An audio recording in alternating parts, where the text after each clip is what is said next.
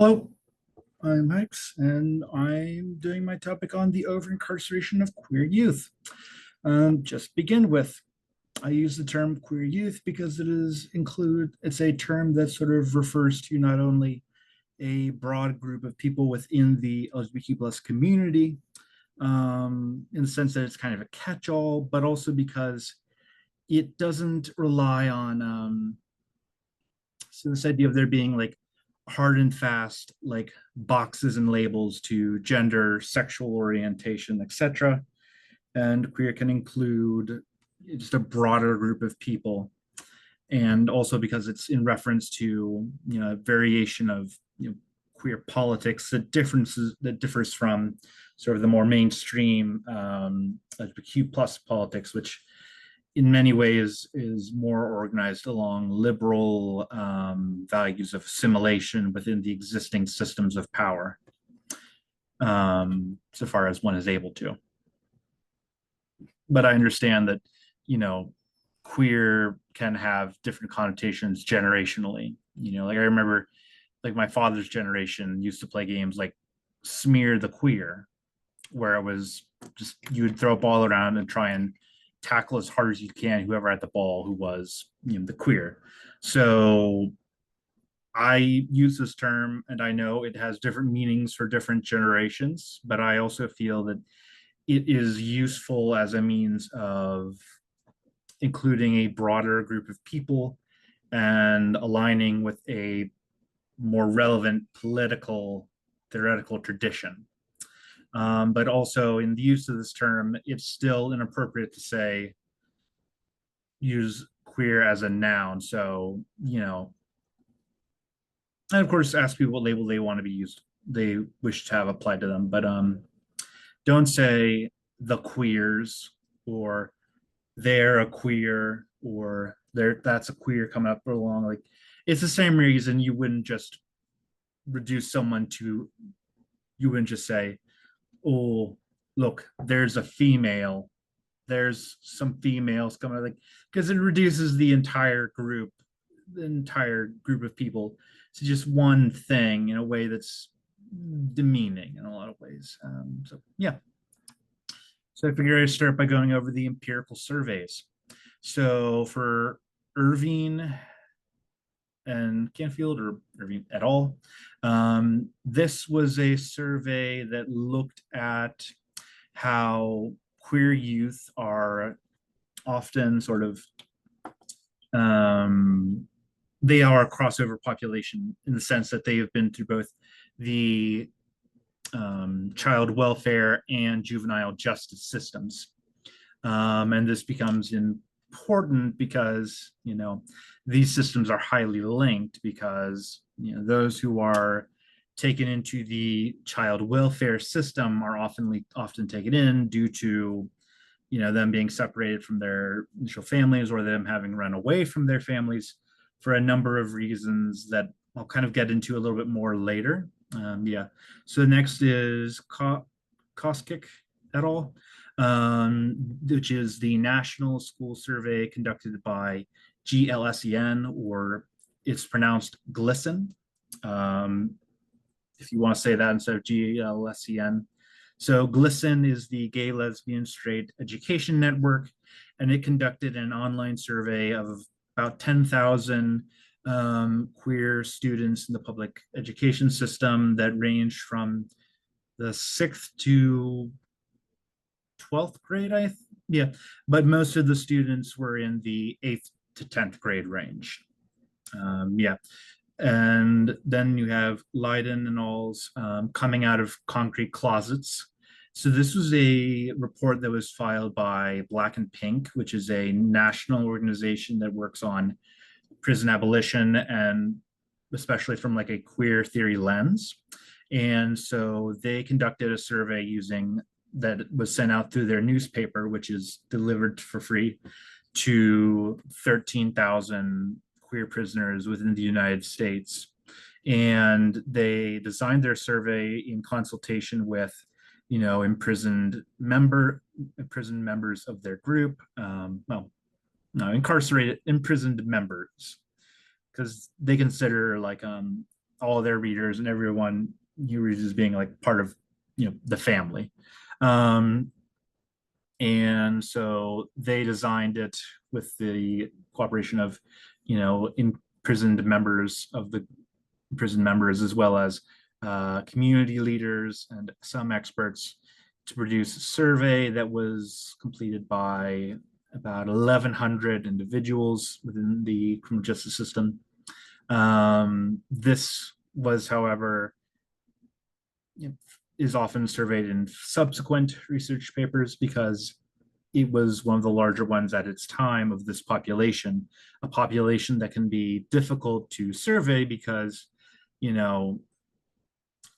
if it is found out in prison that you are participating in this, that you're queer, that can open you up to a lot of violence and discrimination at the hands of prison staff, guards, and other inmates that aren't as much going to be the focus of this, given that this is focused more so on why queer youth are represented. And there's Movement Advanced Project and Center for American Progress. These are two organizations that focus a lot on promoting civil rights, equal rights for oppressed communities. And this was sort of a report that looked at the experiences of various queer people and how they were affected by the criminal justice system. Then we also have SNAP et al., Messy, Butch, and Queer. This was a survey that involved a study group, a participation study discussion group of 31 students from 3 different states, as well as 19 adults who were advocates for queer youth in public school settings. So the extent of the issue. So this is the extent at which queer youth are overrepresented in the criminal justice system, or juvenile justice system, but also criminal justice system. As we see within the general population, queer youth are 9.5% of that group, but 20% of that age group in the juvenile justice system. And for queer women, it's 40%. So queer women are even to a greater extent represented in this system than queer men who are cisgender. So part of the reason that this is such a big problem is the issue of homelessness. So 30% of LGBTQ youth in the juvenile justice system, compared to 11% of straight youth in the juvenile justice system, had a history of being removed from their home by social workers prior to their involvement in the juvenile justice system. And let's see 66% of gender nonconforming versus 42% of gender confirming youth in the juvenile justice system were also reported previously being kicked out or running away from home prior to involvement in the juvenile justice system. Now, this, like homelessness amongst queer youth, is high. About 40% of homeless youth are LGBTQ or believe they are LGBTQ. And this is because often it's a result of familial rejection. Parents not approving of their child for being queer and kicking them out, or parents creating such a hostile environment and it's violent and traumatic for queer youth to live in, that is so traumatic and all that they leave, that they turn towards living on the streets, living with friends, but lack housing stability for extended periods of time. And this can contribute to, so just as extent, before being placed in group foster homes, in the case of New York, 56% of lesbian and gay youth were, spend time on the streets. So it is like a prominent problem that can serve as a gateway to entering into the child welfare system, which can serve as a pathway for eventually getting into the juvenile justice system. Because when you are homeless, you come into a lot more contact with police officers and the criminal justice, the misdemeanor system, the juvenile justice system because a lot of queer youth who are homeless are disproportionately queer youth of color. And they live in areas that tend to be more heavily policed than areas that are predominantly white as a result of broken windows policing, as a result of redlining, et cetera, et cetera. So queer youth that go into the streets are often more likely to come to contact with police who could charge them for, like what it takes to get arrested for, a misdemeanor is not very high because the consequences aren't as great.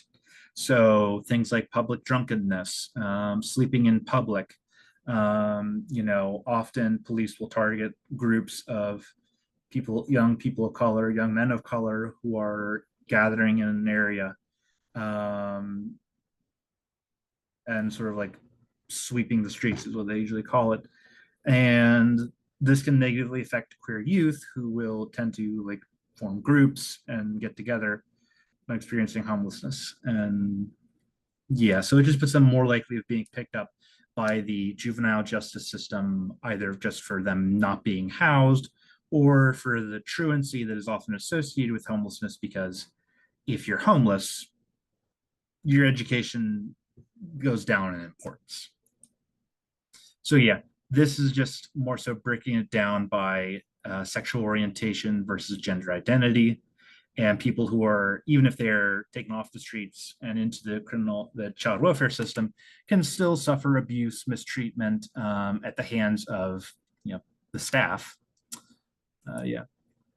So yeah, with the criminal school to prison pipeline, queer youth are more likely to be victimized and bullied than their straight peers. They're twice as likely to be attacked with a deadly weapon. At school, they're more likely to be bullied, and the more bullied they tend to be, as you see in this chart here in the middle, the less likely they are to go on to higher levels of education, which is very important in future educational, vocational, or career opportunities. And of course, queer youth of color are more likely to be disciplined at school than their white counterparts. So part of the reason that these are big problems in the terms of homelessness coming into contact with the criminal justice system, the juvenile justice system, and the child welfare system is the prevalence of cis heterosexism. So this can be instances where bias against queer people has an impact, biases. So as we see in figure 36, a lot of youth in there who engaged in sex work for survival in New York City, which sex work, drugs, trade, and petty theft are common parts of the way that queer youth will try and survive once they are rendered homeless, because they don't have the best educational history and prospects. Additionally, they have lack of familial support, lack of stable housing, so they'll often turn to these street economics, survival economics as a way of getting by, and they often will report negative experiences with the court system because often police will engage in as we see in she's like 29A.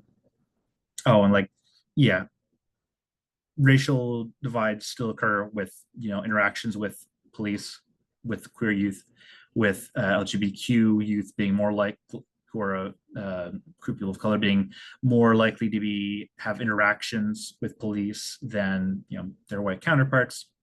And you see figure 29A, within the context of New Orleans, a lot of youth will be, subjected to police asking them for sexual favors. And this is especially a problem for, as we see, transgender youth, because often transgender people generally, but youth also, are hypersexualized by our system, and they're seen as being more likely or, highly likely to be engaging in prostitution. Yeah, so there are even instances where underage, one the movement and movement in progress survey that these are from also reported the individual instances of a pair of um, 17, 14 and 17-year-old queer women who were a couple who were driving a car, were pulled over by police. One of them was taken to the police station and the other followed them in their car. But while they were being held, the officer asked them to tell them their sexual orientation and then how they and their partner have sex. And whilst this was happening, the officer was, stroking himself while this underage youth was being forced to talk about this. And luckily, their partner got there. They were eventually let out and sued the police department. But the sexualization of queer youth is especially problematic and leads to a lot of harassment and assault by police officers. Additionally, besides police, within the juvenile justice context, as within the misdemeanor system, defendants aren't provided with a public defender. So they can run into issues where they don't, within that context, they don't have a public defender to help them with their case. And so that can lead to things like them being more likely to be held in detention or held while awaiting trial, because in part they don't have the kind of familial support that would be needed to pay for bail because their families in many cases reject them. They wouldn't necessarily have a pretrial like a lawyer who would be able to, a public defender, to say to them like, wait, no, there's this problem, you shouldn't plead guilty to this, you should be released without bail and whatnot. But even in instances where they're able to afford a lawyer or they're given public defenders in the juvenile justice system, there's no guarantee that their public defender will be competent on queer issues. And they may be referring to their clients by the wrong name, the wrong pronouns. They may be, not as best able to help them. And there's additionally just bias within the criminal justice system generally. There are, with juries, judges, police officers, attorneys can still have like the same biases that everybody else has, where they look at gender nonconforming youth and assume, oh, well, this young woman who's dressing in a more masculine fashion is probably violent and a criminal, or this, young man who's wearing a dress and dressing more femininely is probably, was probably asking for, whatever assault or, violation they were the victim of. In the sort of the same way, people will make the argument that, oh, what was the rape victim wearing? It's victim blaming. It's victim blaming. And this is because a lot of queer phobia is just recycled misogyny. Yeah. So the social theory I use to look at this is abolitionism. So as a social theory, it's a way of theorizing how to abolish systems of domination, oppression, and exploitation, such as white supremacy, the patriarchy, cisgender and heterosexual normativity, some sort of cis heteronormativity, classism, ableism, ageism, etc. So it's not just figuring out how to get rid of these systems, it's also finding non-violent alternatives that will not fall into the same forms of oppression or oppress other groups in this way. So it's about finding a new system to take its place that will not be, oppressive like the previous one was. So an abolitionist interpretation of what is happening under this current system, the patriarchy and cis normativity are like a part of our culture, and they are reinforced through elements of the state in the form of the public education system and the juvenile justice system, which act to punish those who deviate from societal norms relating to gender, relating to sexual orientation. And this leads to laws being selectively enforced on queer people. Common examples of this were, before they were, rendered unconstitutional, were the sodomy laws. But nowadays, you still get this with like selective implementation of things like issue of consent laws, where you have instances of, you know, say like a 14 and an 18-year-old being a couple, like that is less likely to result in according to the study done by Movement and Progress and the Center for Progress. They find that heterosexual teens with that kind of age gap, where it's like maybe a 14 and a 17-year-old, or like 15 and 18-year-old, that is more likely to result in the older partner being labeled as a sex offender, a child molester, to be put on a sex offender registry, than with straight peers, because often, the parents, if you're a parent, you're less likely to go engage and take these kinds of steps if it is if your kid's a heterosexual couple that does that kind of stuff. It's disproportionate. You also sort of see this in the way that in the public school settings, the way public displays of affection, or PDA, are not equally enforced in terms of their rules on, straight versus queer couples, because, queer couples can get in significantly more trouble for engaging in the same kinds of PDA that a straight couple would engage it.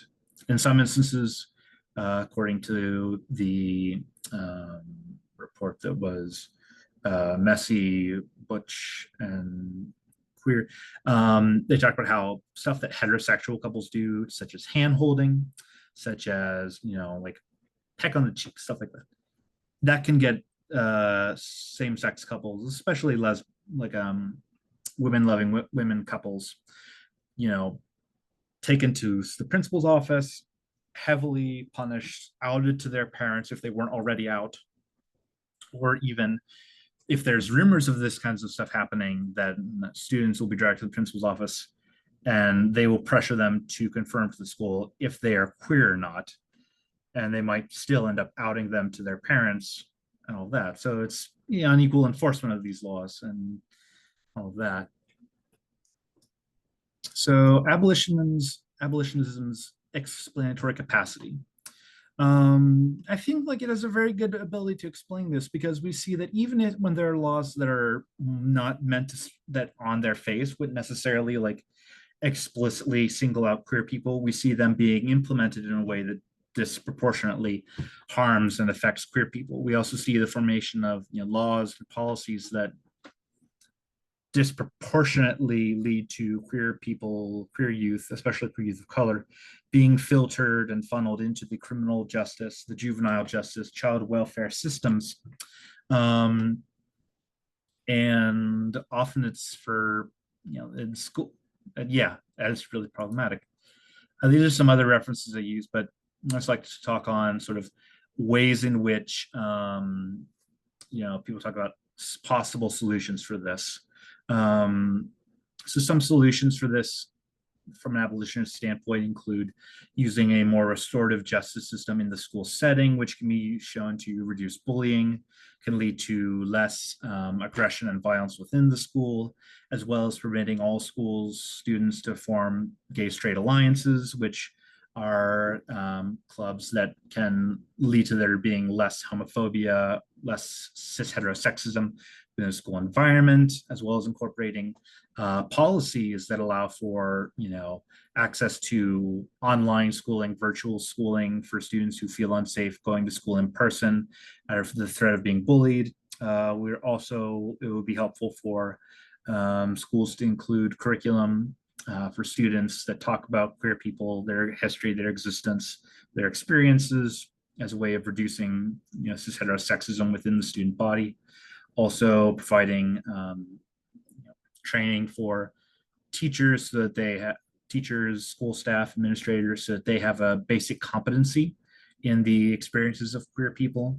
Also, decriminalizing sex work along the lines of New Zealand and decriminalizing drugs along the lines of, say, Portugal could be helpful, because those are often parts of the economy that homeless queer youth, especially homeless queer youth of color, will turn to as a way of surviving.